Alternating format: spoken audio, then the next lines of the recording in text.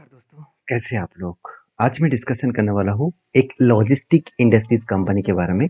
देखिए, मैं 2 दिन पहले कंपनीज के बारे में, आईपीएस के बारे में चर्चा किया था।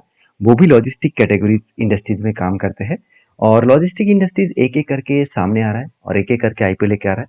क्योंकि लॉजिस्टिक इंडस्ट्रीज बहुत तेजी से ग्रोथ हो रहा है क्योंकि आज आप सभी जानते हैं, इंडिया में आकर बहुत सारे कंपनीज खुद के सेटअप बना रहा है। जैसे आईफ़ोन वगैरह हो गया, सैमसंग भी इंडिया में स्मार्टफ़ोन वगैरह बना रहा है और ये बहुत सारे इलेक्ट्रॉनिक्स गैजेट भी इंडिया में बन रहा है। तो इस तरीके से जब कोई भी देश का कंट्री का डेवलपमेंट हो, तो वहाँ पे इम्पोर्ट एक्सपोर्ट का जो बिज़नेस है बहुत तेज़ी से ग्रोथ होता है और इम्पोर्ट एक्सपोर्ट का बिज़नेस ग्रोथ हो रहा है, इसका मतलब उस कंट्रीज़ में लॉजिस्टिक इंडस्ट्रीज़ बहुत तेज़ी से ग्रोथ करेगा क्योंकि इम्पोर्ट एक्सपोर्ट तो ऐसे होगा नहीं है, उसके लिए लॉजिस्टिक की ज़रूरत है। तो आज मैं जिस कंपनी के बारे में बात करूँगा, उस कंपनी का नाम है ओम फ्राइट फॉरवर्ड्स। अ, म आप देखेंगे तो लिमिटेड कंपनी है। तो ओम फ्राइट्स जो कंपनी है बेसिकली ये एक लॉजिस्टिक इंडस्ट्रीज़ में काम करने वाला कंपनी है। आपको यहाँ पे वेबसाइट में सारे डेटा देखकर ही पता चल चुके हैं। कंपनी आप देख सकते हैं कस्टमर हाउस इंडियन एजेंट्स, तो इस बेसिस में कंपनी काम कर रहा है। तो मैं पूरा डिटेल्स आपको यहाँ पे समझाऊंगा। कंपनी का अगर सर्विसेज के बारे में बात करूँ, देखिए कस्टमर हाउस इंडियन एजेंट्स, साथ ही साथ फ्राइट फॉरवर्ड जो इंटरनेशनल लेवल का भी कंपनी का है।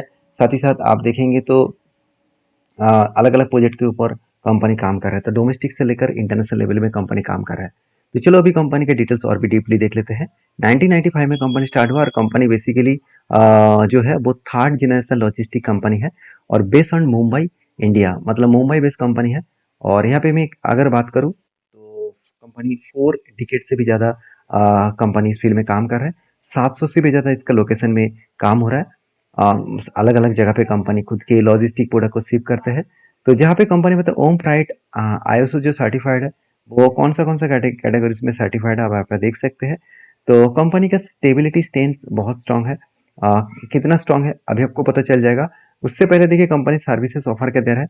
कस्टमर जो मतलब क्लियरेंस है, साथ ही साथ फ्राइट जो मतलब फॉरवर्डिंग है, प्रोजेक्ट एंड देखा जाए तो कट्स सर्विसेज है, साथ ही साथ आप नॉमिनेटेड कार्गो है, तो डोमेस्टिक ट्रांसपोर्टेशन है। इस तरीके से चीज़ों के ऊपर कंपनी मेटल से लेकर इन्वेंटरी प्रोडक्ट जो है उसके ऊपर कंपनी काम करता है। तो एक बेसिक इन्फॉर्मेशन पता चल चुकी है कंपनी किस तरीके से काम कर रहा है। टोटल ओवरऑल 2025 के डेटा के हिसाब से company 66.86 million metric ton per annum आपको यहाँ पे डेटा देखने को मिलेगा जो वो डिलीवर कर चुके हैं कार्गो के माध्यम से। टोटल इसका कमर्शियल व्हीकल 135 कमर्शियल व्हीकल्स है, जो बेसिकली 22 लॉजिस्टिक पार्टनर्स के हिसाब से कंपनी काम कर रहा है। तो ओवरऑल यहाँ पे एक चीज़ मैं और भी आपको दिखाना चाहूँगा। तो आप कंपनी का जो कवरिंग्स है 800 प्लस इसका आप डिस्टेंसिंग थ्रू और पार्टनरशिप है और ग्लोबली मार्केट में इसका लॉजिस्टिक का बिजनेस का पार्टनरशिप भी देखने को मिलेगा। तो अभी चलो कंपनी के फाइनेंशियल डिटेल्स देख लेते हैं, कंपनी किस तरीके से परफॉर्मेंस कर रहा है। अगर मैं देखूँ तो डेटा मुझे बहुत स्ट्रांग लगा। कंपनी का रेवेन्यूज ग्रोथ हो रहा है 17% के आसपास। चलो फिर भी मान ही लेता हूँ कि कंपनी का अच्छा खासा सेल्स हो रहा है, मगर कंपनी का प्रॉफिट ग्रोथ सारे हद पार कर दिए। 113% से ग्रोथ हो रहा है। 113% प्रॉफिट ग्रोथ, सोचिए सेल्स कम हुआ तो क्या हुआ, कंपनी का प्रॉफिट मार्जिन बहुत ज़्यादा बढ़ रहा है। अभी क्वेश्चन मन में तो आपको आएगा कि कंपनी का प्रॉफिट मार्जिन क्या हमेशा इस तरीके से है? ऐसे बिल्कुल नहीं है। यही तो ट्रिक्स है, यही तो कंपनी का जानकारी आपको लेना है। देखिए कंपनी 2023 में कंपनी का टोटल सेल्स हुआ था 493 करोड़ और देखिए सेल्स अभी भी 494 करोड़ है। मतलब सेल्स में कोई भी चेंजेस नहीं है, सेल्स का ग्रोथ ही नहीं हो रहा है। एक लिमिटेड ऑफ पीरियड में कंपनी का सेल्स चला है, बीच में तो डाउन हो गया, 2024 में तो डाउन हो गया और उस टाइम कंपनी का प्रॉफिट मार्जिन भी डाउन हो गया। 421 करोड़ में सेल्स करने वाला कंपनी जस्ट 10 करोड़ का प्रॉफिट किया। आप तो यहाँ पे देखकर खुश हो रहे थे कि 113 करोड़ का प्रॉफिट हुआ था, बहुत तगड़ा है। हाँ ठीक है, मानता हूँ कंपनी का प्रॉफिट हुआ पिछले क्वार्टर सालों की तुलना से 10 से लेकर करीबन 22 बना, तो ओवरऑल 113% ही होता है। मगर आप ध्यान से देखेंगे 2023 में जो कंपनी 27 करोड़ का प्रॉफिट किया था, सीधा सीधा 21 करोड़ में आ गया। तो उससे तो ज्यादा होना चाहिए था ना, तो कम हो गया। तो इसका मतलब कंपनी में बहुत ज्यादा वोलेटिलिटी है, बहुत ज्यादा अभी भी मतलब डाउटेबल प्रोग्राम है। अभी भी कंपनी का बिजनेस उतना ज्यादा स्टेबल नहीं है। देखिए पिछले जब मैंने कंपनी के बारे में चर्चा किया था उसका भी हालत थोड़ा सा इस तरीके से थे, फिर भी उस कंपनी का सेल्स एंड बाकी चीजों की इंक्रीजिंग हो रहा था। तो यहाँ पे इंक्रीजिंग तो हो रहा है, मगर बीच बीच में कंपनी झटका दे रहा है।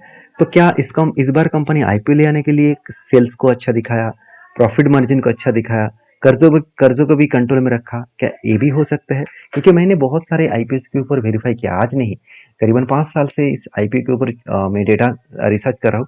तो मुझे एक चीज ऐसा मतलब महसूस हुआ कि कुछ कंपनीज आईपीओ में इस तरीके से आईपीओ में अच्छा खासा डेटा दिखाते हैं, क्योंकि आईपीओ अच्छा खासा लिस्टिंग हो इसीलिए। तो आपको सोच समझ कर काम करना होगा। तो कुछ पॉइंट्स और भी मैं आपको दिखाया दूं जहां से आपको और भी क्लियर हो जाएगा।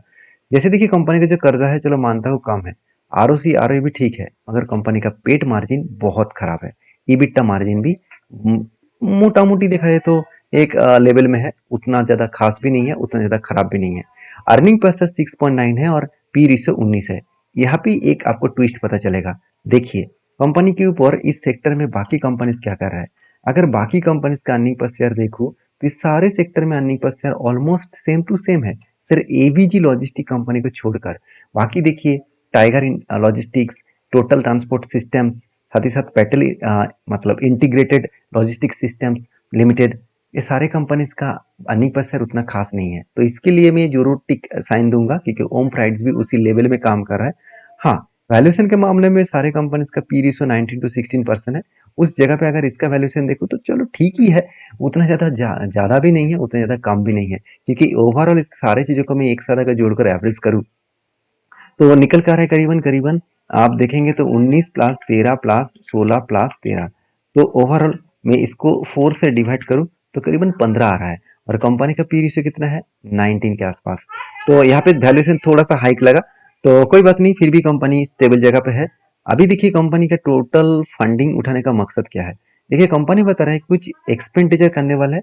कंपनी के रिलेटेड कुछ मतलब जो इक्विपमेंट्स है वो कुछ, सॉरी, कुछ एक्विजिशन है कमर्शियल व्हीकल्स के ऊपर, हेवी इक्विपमेंट्स के हिसाब से वो 17 करोड़ वो उठाने वाले हैं। मतलब कुछ हेवी व्हीकल्स खरीदने के लिए वो 17 करोड़ यूज करेगा। तो टोटल ओवरऑल मार्केट से कितना वो पैसा उठाना चाहते हैं। टोटल ओवरऑल देखा है तो मार्केट से वो 112 करोड़ वो उठाने वाले हैं, सॉरी 122 करोड़ वो उठाने वाले हैं। उनमें से 24 करोड़ फ्रेश इशू है और 97 करोड़ ऑफर फॉर सेल है। देखिए, यही पे ही मुझे डाउट लगा। डाउट क्यों किस लिए लगा, क्योंकि देखिए, कंपनी का बीच में तो प्रॉफिट डाउन हो गया था, अभी फिर से प्रॉफिट इस बार बड़ा हो गया। मतलब 2024 में कम हो गया था, 2023 में तो बहुत ज्यादा था, 2024 में कम होगा, 2025 में फिर से बढ़ गया। और यहाँ पे देखिए, टोटल जो 122 करोड़ ऑफर फॉर सेल लेके आ रहा है उसमें से जस्ट 24 करोड़ बिजनेस में यूज किया जाएगा, और उनमें से 17 करोड़ तो प्रोडक्ट खरीदारी करने में, और बाकी बिजनेस पर्पज में यूज होगा। अगर 97 करोड़ कंपनी के ऑफर फॉर सेल है, इसका मतलब प्रोमोटर खुद के जेब भरना चाहते हैं। तो कंपनी में कुछ तो शायद डेटा पॉइंट ऑफ व्यू से कुछ तो डाउट हो सकता है, जिसके लिए प्रोमोटर खुद के शेयर बेचकर भाग रहा है, जहाँ पे कंपनी का performance stability wise continuously growth नहीं हो रहा है। तो शायद प्रोमोटर को कुछ पता है, इसलिए वो पहले ही माल बेचकर भागना चाहते हैं। कोई बात नहीं, उतना ज्यादा तो वो माल नहीं बेच रहा है। फिर भी कंपनी के आईपीओ के बारे में बात करूँ तो 19 तारीख में स्टार्ट होगा, और 3 तारीख में इसका आईपीओ का लास्ट डेट है। तो इसका ओपनिंग डेट है, मतलब लिस्टिंग डेट है 8 तारीख। तो ये पूरा डिटेल्स मैंने आपके साथ मेंशन किया। वीडियो कैसा लगा जरूर कमेंट्स करना। अभी एक पॉइंट बाकी है, अभी तो मेन ट्विस्ट बाकी है। वो ट्विस्ट क्या है, कंपनी का ग्रे मार्केट प्रीमियम। देखिए, ग्रे मार्केट प्रीमियम 23 तारीख में, मतलब सितंबर के 23 तारीख में 7% देखने को मिला था। उसके बाद धीरे धीरे बढ़ते बढ़ते आज 8.5% हो गया, ऑलमोस्ट 8% के आसपास हो गया। तो यहाँ पे मैं एक चीज नोटिस कर रहा हूँ कि जब मैंने दूसरे कंपनी की एक बार चेक करके आपको दिखा देता हूँ। देखिए, सारे कंपनीज का डेटा यहाँ पे अवेलेबल है। आप और एक कंपनी देखेंगे तो ये जो है वो मतलब और भी बहुत सारे कंपनीज आप देखेंगे, तो जहाँ पे और एक कंपनी से आपको दिखा रहा हूँ, ये एक लॉजिस्टिक कंपनी है। मैं उसका भी डेटा आपके साथ शेयर कर रहा हूँ। तो आप देखेंगे तो जो फेबटेक है, इसका भी देखिए। इसका तो आईपीओ का ग्रे मार्केट में बहुत स्ट्रांग था, मगर जो आप देख सकते हैं ग्लॉस्टिक, जो मतलब लॉजिस्टिक कंपनी है, इस कंपनी का देखिए हालत उसी तरीके से है, पहले ज़्यादा था उसके बाद कम हो गया। इसका मतलब लॉजिस्टिक कंपनी के ऊपर जिस तरीके से लोग एक्सपेक्टेशन रख रहा है उस तरीके से खास परफॉर्मेंस हो नहीं रहा। तो फिर भी मैं लास्ट डे में एक बार जरूर चेकआउट करूंगा, उसके बाद मैं वीडियो भी आपके साथ शेयर करूंगा। मैं आपको बताऊंगा कि इस कंपनी के ऊपर कितने लोग इंटरेस्टेड है, कितने लोग सब्सक्राइब किया है, और इसका लास्ट डे में ग्रे मार्केट प्रीमियम क्या है। सारे पॉइंट्स इसी तरीके से पाने के लिए, सारे डिटेल्स इस तरीके से अपडेट पाने के लिए मुझे फॉलो करिए, चैनल को सब्सक्राइब करिए। और हाँ, मेरे तरफ से तो किसी कंपनी के ऊपर रिकमेंडेशन नहीं है। आपको अगर काम करना है तो रिस्क को समझ कर, स्टडी करके, आपके एडवाइजर के साथ बातचीत करके काम करिए। हाँ, चीज़ों को जानना है, सीखना है, तो मुझे फॉलो करिए। Thank you.